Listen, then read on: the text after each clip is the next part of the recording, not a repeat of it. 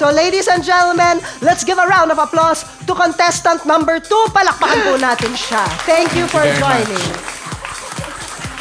Yes, our second judge is a famous hunter as a boy. He was the Boy Tirador. We have Judge David. Ay, Rev. Judge David kasi David and Goliath. But ang totoo niyang pangalan ay Rev. Ay, ang layo. Judge Rev. Palakpakan natin si Judge Rev, ladies and gentlemen.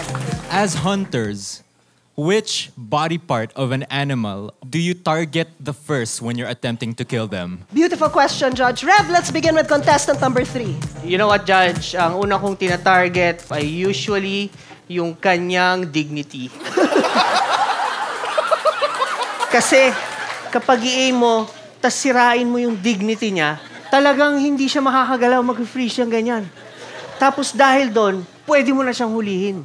Dahil doon, pinapagsama ko patience and dignity. Because together, should I give up or should I just keep chasing pavements? Thank you very much, contestant number 3. Contestant number 4. Hello, Judge Rev. I'm glad that you invented the Tirador because David is actually my favorite character in the Bible. You know what, Judge Rev? Because David was a little boy like you when he killed the giant Goliath. It even said in the Bible, my anaconda don't want me unless he got buns, son.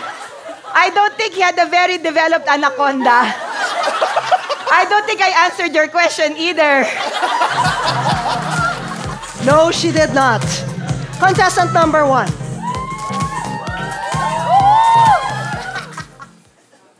I hope you still love me even after this answer. I will target their babies.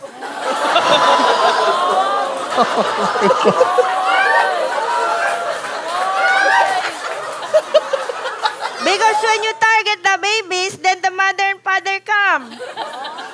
And now it's a complete set.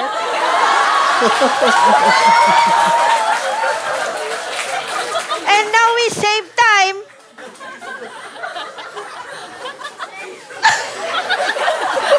Without damaging major organs. Mas mataas ang benta per kilo, hindi ba po? When you get these premium meats, because of the animals that do not move around as much, it's more expensive because they're softer. Ayon sa National Geographic Journal 2024, bagong issue lang ito, paragraph number 18, ang sabi doon, Baba, black sheep, have you any wool? Yes, sir, yes, sir!